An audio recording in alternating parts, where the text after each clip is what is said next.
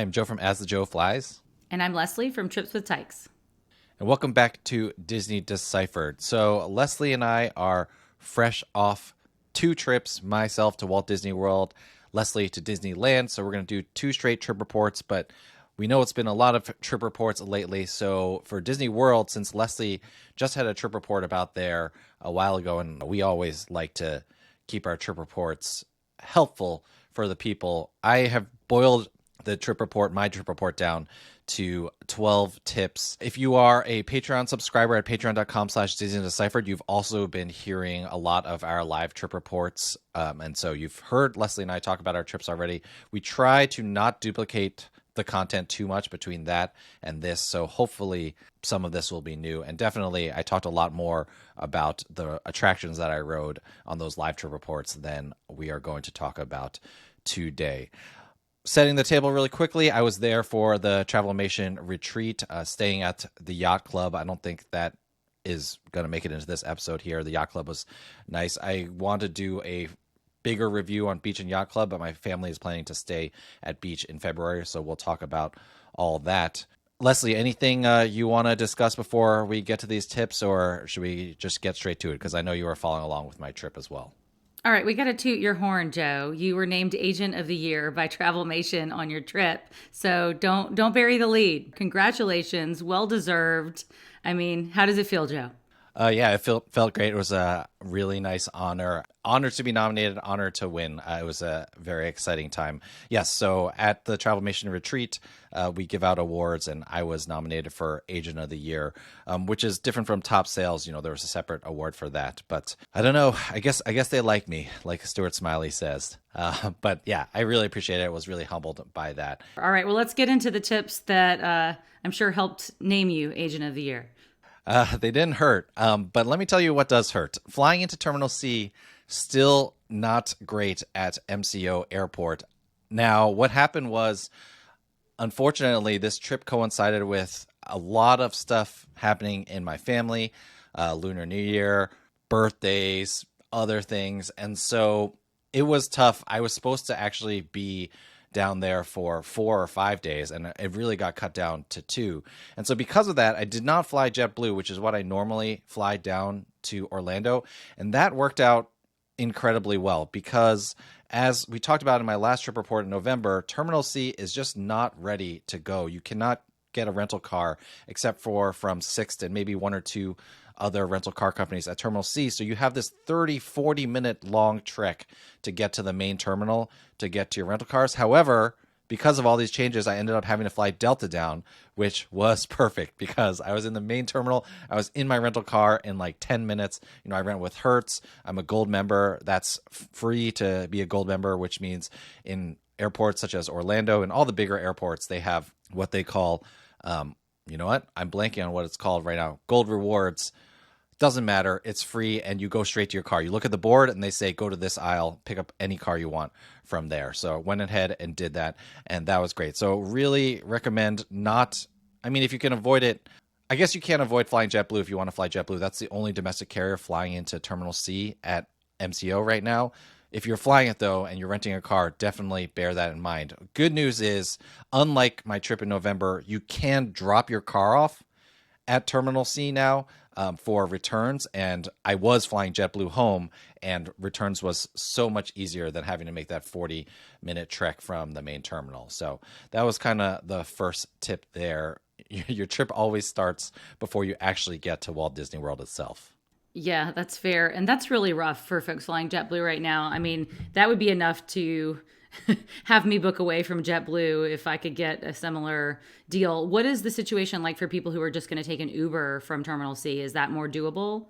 Yes, my understanding is you can grab rideshare and stuff like that from Terminal C. So if you're doing that, you're okay. However, if you are doing Mears or Sunshine Flyer or any of those things, I think you still have to make it all the way to the main terminal. So that is pretty brutal.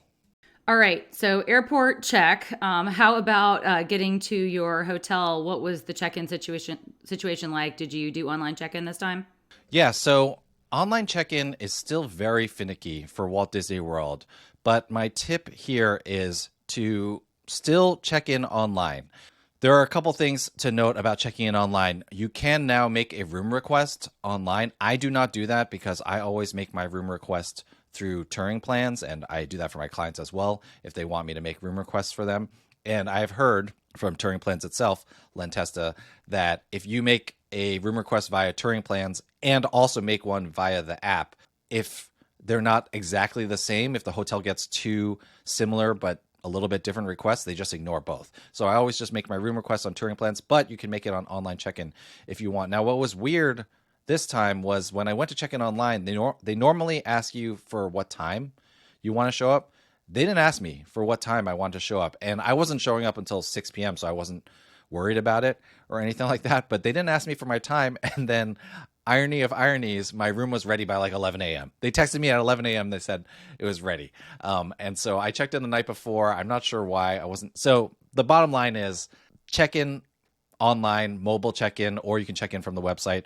Still finicky, but I still recommend that you do it because when it works and when your room is ready before you even get there, not having to go to the front desk, being able to go straight to my room, that was pretty awesome. So definitely mobile check-in online. You can start it 30 days in advance of your trip. I wouldn't do it until a couple days before so that you can choose that check-in time in case, things get finicky. And sometimes they let you change your check-in time. Sometimes they don't. It's Disney IT. It's not great. But when it works, it works. And it worked this time. So that was pretty awesome. All right. Well, glad it worked this time. I still haven't been able to get a Disney door to work with the app to unlock. So I'm still waiting for all of these things to fully, be corrected and whatnot. But yeah, online check-in does seem to work more than not for me. So highly recommend that as well. All right. Well, let's talk park strategy. What tips do you have for us in terms of our favorite topic, Genie Plus? All right. A couple of quick tips here for Genie Plus. Like I said, I was arriving, I guess I exaggerated a little bit. I was arriving in Orlando at 4 p.m. So what I decided to do was I decided to buy Genie Plus and stack lightning lanes. Now, if you've listened to old episodes, you know what that means already. If you've only listened to Genie Plus 101 that we released a couple of weeks ago, also a YouTube version, if you want to check that out for visuals. We haven't talked about it yet because this is going to be in our 201 episode.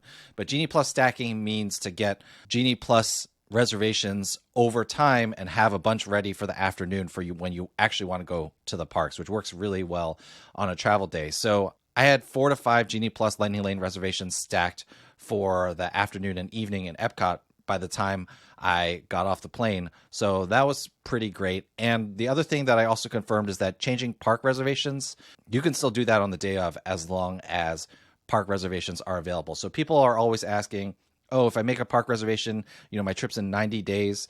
Am I stuck with that park reservation?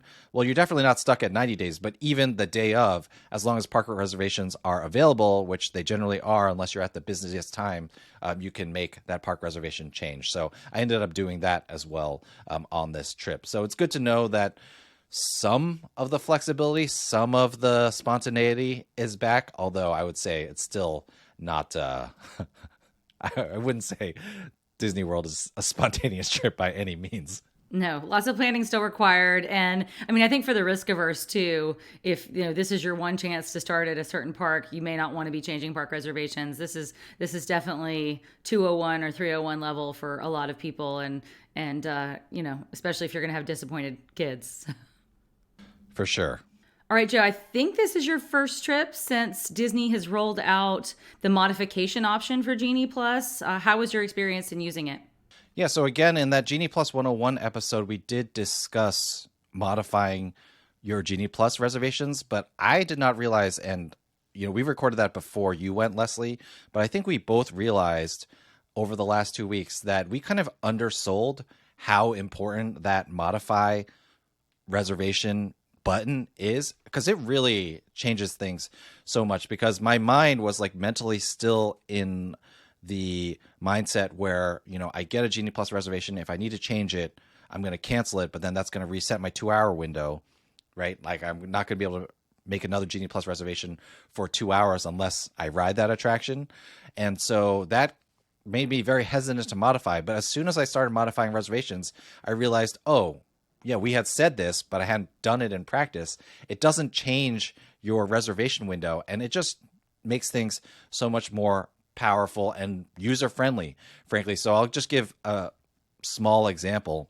Let's say that you are stacking Lightning Lane reservations for yourself for the afternoon because you're flying in. Well, let's say that you are able to book a reservation starting at 10:30 a.m., but Millennium Falcon Smuggler's Run has a return time of 1 to 2 p.m. But you're not going to be on the ground until 3 p.m., so you won't be able to get there till 4. Well, what you want to do is make that 1 p.m. return time immediately, and then over time, over the next 2 hours, modify it, keep pushing it back until Smuggler's Run finally gets to 4 p.m. As long as that happens before 12:30, you can book your next one at 12:30 and you are good. So that really changes things, especially because, you can't choose your Genie Plus Lightning Lane return time. So to get a good time, you can modify it, but it doesn't hurt you, which it's a big difference, which I don't know why I didn't mentally clock that until I actually did it. But once you do it, you're like, wow, this is so much better. Yeah, I was the same. I was definitely, in the habit of oh gosh, I'm going to see this afternoon show or I have a meal. So I'm not going to book a Genie Plus right now because there's not a return time that works for me. But you should absolutely be booking it. And then you should be modifying it to push it out a little bit later and a little bit later so you don't miss that slot. Because if you miss that slot, then there's going to be fewer Genie Pluses that you can get over the course of a day. So definitely try that out. Definitely a big game changer. Again, this is damning with faint praise. It should have been like this in the beginning, but at least it's working now, closer to a more user-friendly way as intended. Okay, my next tip, this actually came from you, Leslie. We were talking before I went about the Festival of the Arts, which is Epcot's festival, and the food there. And you had mentioned to me that even though the lines look long, they move pretty quickly. And that was my experience as well. I think I went into a line that was a dozen people deep. That's probably the longest that I could tolerate. Even looking at. But I waited in that line, and they do move very quickly. They're very efficient. It did backfire on me one time because they had it was the deconstructed BLT. They definitely had a bunch ready just under heat lamps, and so that was not the ideal experience. It was still pretty good, but not as good as it would have been if it was fresh and hot. But they move through things pretty quickly, and I mean, that was your experience as well, right, Leslie, at the Festival of the Arts? A lot of good food, and even though it looks long, the lines aren't too bad. Yes, totally agree. And I'm used to the lines at Disneyland and what they look like more than I am at the festivals at Epcot. And they could move a lot more people at World than they could at Land. So I was definitely impressed by how fast it moved. And I should have started waiting in the lines a little bit earlier than I did on my trip.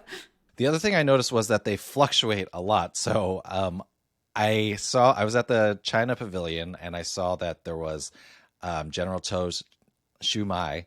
And I remember Leslie had talked about it multiple times on the Patreon trip report, but I could not for the life of me remember if she said it was good or bad. And so I was frantically messaging her on Facebook Messenger because there was no line. And then by the time she got back to me, there was a huge line. But then 5 minutes later, I walked by and there was no line again. So these lines, they really move very quickly and very well. And they do a good job of also upping the number of people at the cash register when they need to, and then dialing it back. So in my experience, Festival of the Arts was running very smoothly. Great festival. Really enjoyed my time there. Looking forward, we're going to be there for the last couple days of the festival. And even though it's on a Saturday night, and that is going to be crowded, I want my kids to get to the Festival of the Arts for at least one day. So we're going to try that out on the last night. So that was very good.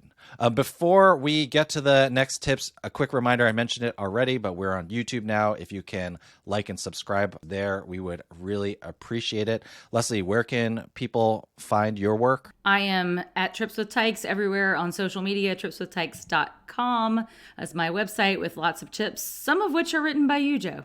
Indeed.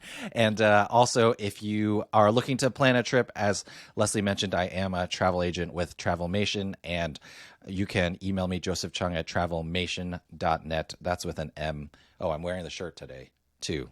All Travelmation today. We'd love to help you and your family plan your Disney vacation. All right, so my next tip is for rope dropping Magic Kingdom. What I did on this trip, and again, it was just me, so it was easier. But I made a reservation at Steakhouse 71 at the Contemporary for around 7:50 a.m. on a day where Magic Kingdom was opening at 9, so rope drop was going to be at 8:30 for on-site hotel guests. My goal was actually, Leslie, to get there at 7:20 and hope that I could get seated earlier, but I actually ended up not getting there until 7:45, so I was seated exactly at 7:50. Now, this totally would not have worked with my kids, but I sat down, I told the guy, hey, I'm trying to rope drop. This is what I want to eat. He's like, here's your bill. Gave me my bill before I even got the food, and I was out of there by 8:15 or 8:20. I was not at the front of the rope, but I was in Magic Kingdom walking towards attractions by 8:30 a.m. already. And so that was great because I didn't have to worry about Disney transportation. I didn't have to worry about parking at the transportation and ticket center. I just ate my breakfast and went. I'm thinking this is, especially if your family is early risers, this is a pretty good strategy to make your life a little bit easier. Plus, you need to eat breakfast before rope drop anyway. Steakhouse 71 opens at 7 a.m. Grand Floridian Cafe at the Grand Flo. Also, you could do this, but I like Steakhouse 71's breakfast a little bit better. It was a good strategy, Leslie, and I think that if I had my family eat breakfast at 7:30, we probably could have gotten out of there maybe 8:20, 8:25. At the very least, we could have gotten into the Magic Kingdom and on queue for an attraction or two before it opened to normal guests at 9 a.m. Sounds like a good strategy. How much did it set you back? Well, thank you for segueing into my next tip. Don't be like a person who hosts a Disney podcast and pretends that they know what they're talking about and forget that the extra half hour at the Magic Kingdom is only for Tomorrowland and Fantasyland. Very embarrassing for me. I guess my original plan was to go to Peter Pan to see, like, if you're further back. My assumption was, like, the majority of people go to Seven Dwarfs Mine Train, which is true. But by the time I got to Peter Pan, it was already looking, I got there at 8:40 or so. I wasn't rushing. I was, like, taking my time, even though I was in the park already before 8:30. And so I got to Peter Pan at 8:35, 8:40. It looked too long. And then I was like, well, I'm smart. I'm just going to go wander over to Frontierland and ride Splash Mountain, even though I forgot that Splash Mountain was closing. Oh, no, I wanted to go ride Big Thunder because I had already decided I wasn't riding Splash Mountain on this trip. And yes, this happened to be the last day of Splash Mountain overall. Anyway, wandered over to Frontierland, except for I couldn't wander over to Frontierland because it was roped off. Like a rookie, forgot that it was only Tomorrowland and Fantasyland. That being said, I cut all the way back to Tomorrowland and it was like 8:45 and Buzz Lightyear was still like a 10-minute wait. Tomorrowland Speedway, from what I could see, that would have only been a 5-minute wait. Of course, you could have ridden teacups. Winnie the Pooh was out of the question at that point. I could definitely see that queue was, well, I guess it depends on the way you're thinking about it, but that queue was already 15-20 minutes long, just visually, and so I wasn't going to wait 15 to 20 minutes for Winnie the Pooh. So, Leslie, I did what any sensible Disney fan would do and just went on the People Mover at 8:45 a.m. and just enjoyed myself. Just had a nice time, a nice ride watching Tron. It's going to open up soon. That was good. It was a very slow moving ride day. It was my first time back on the train. That was great, Leslie. So I did not fully utilize the rope drop. I was just trying the breakfast to prove that it could be done, and it can. But definitely don't forget that it's only Tomorrowland and Fantasyland and mess up like I did.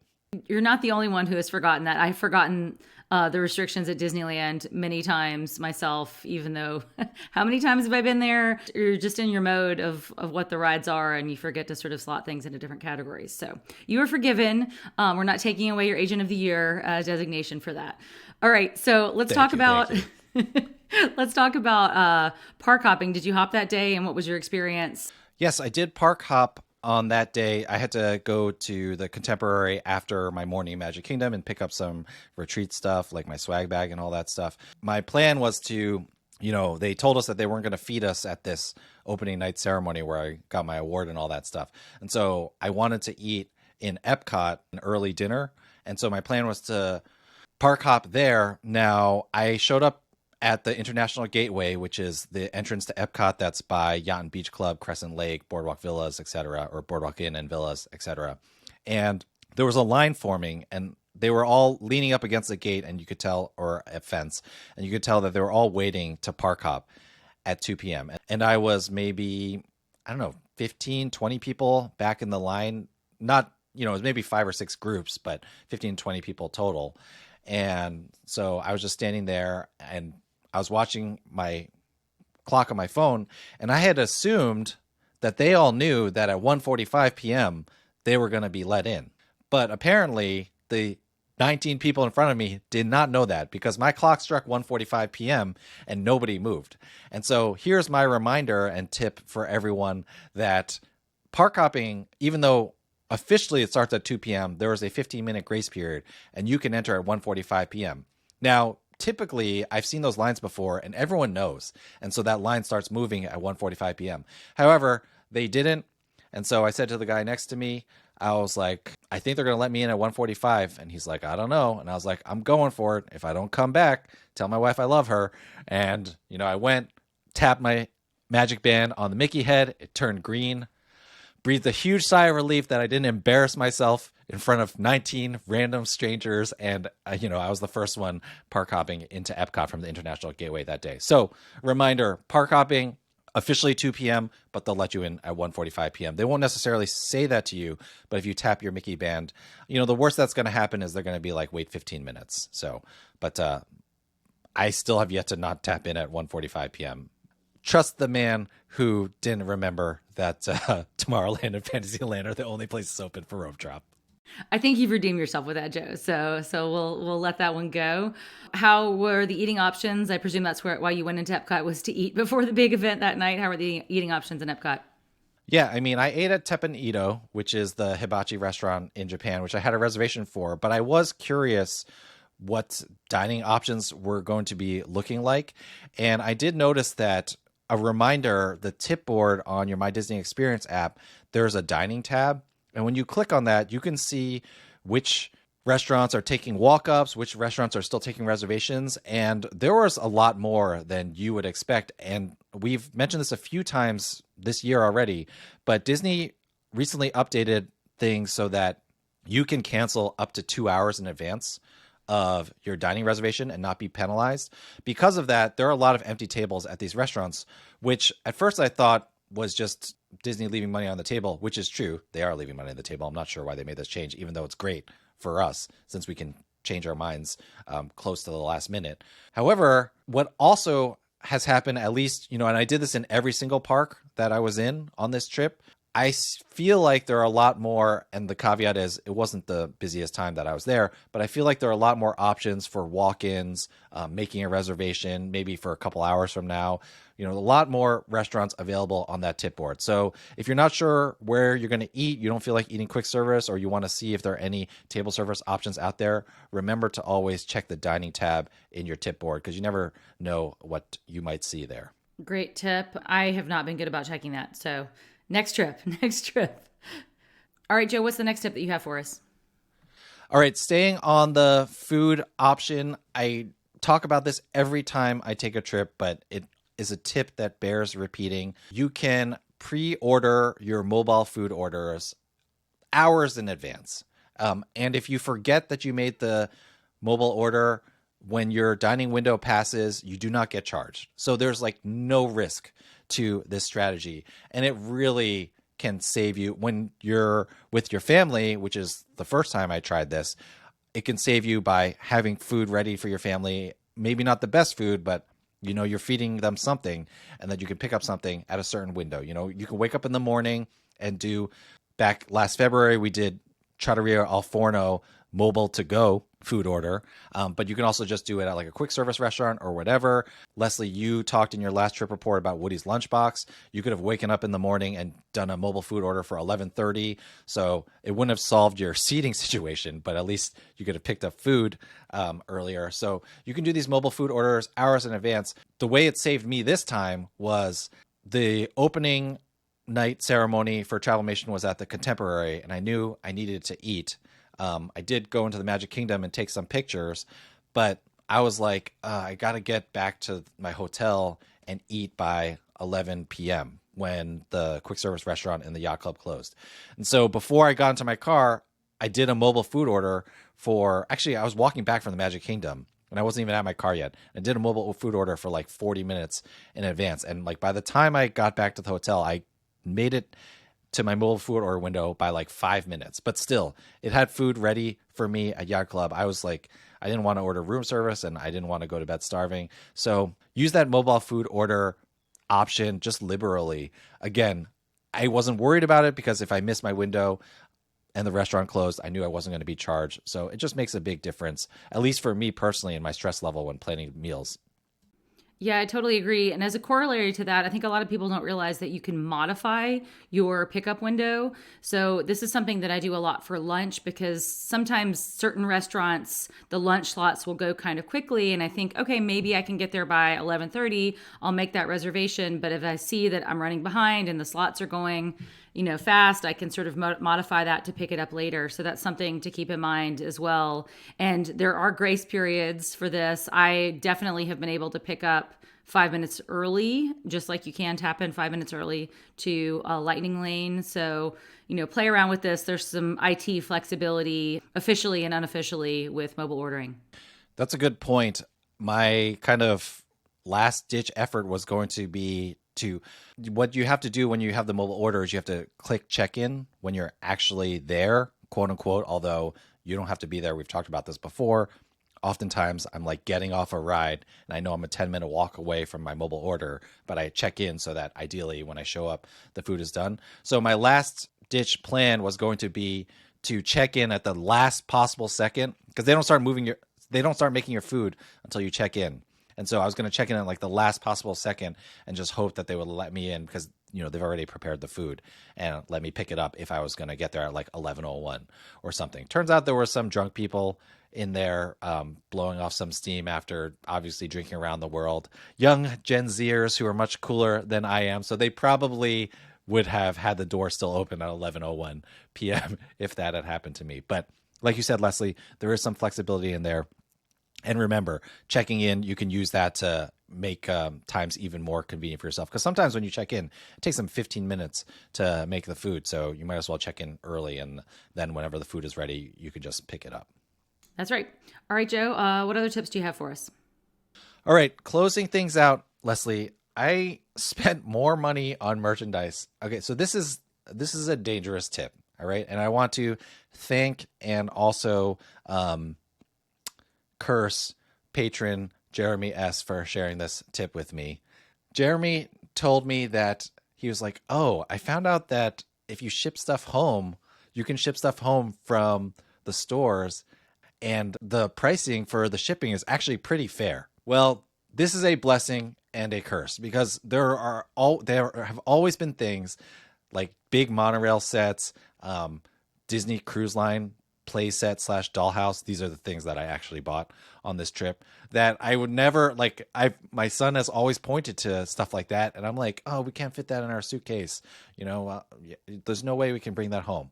Well, now I know that we can actually bring that home because shipping was only like $8 per item, $8 or $9 per item, which is fair enough. And plus with my annual pass discount, I was like, oh, well, I'm getting the annual pass discount on it. So I might as well ship it home. And I don't know. It's just something to know if there's something big. And I guess I should have known that this existed because people ship their lightsabers home that they build at Savi's all the time. And, they don't want to bring or lose their $250 lightsaber on the plane or get it confiscated because it's a weapon or whatever. And so I should have known that Disney does the shipping. And, I wouldn't say that the shipping costs are cheap, but they're definitely not like overpriced, pretty fair overall. And so now that I know this tip, it's like, well, and then now I guess me knowing this tip was one thing in terms of my own self-control, but now more importantly, and the reason why I bought all this stuff, by the way, one of them I'm saving for Christmas. So I'm not crazy. I didn't give my crazy son both a monorail set and a Disney Cruise Line toy like at the same time. And I went extra on the merchandise this time because I felt so bad that I had to leave this weekend. It was like I said, it was a really tough weekend to go. But the problem is, Leslie, not that I know that things can be shipped home, but he knows that things can be shipped home now. And so he internalized now I no longer, that. Yes. It arrived on the Have doorstep. the excuse.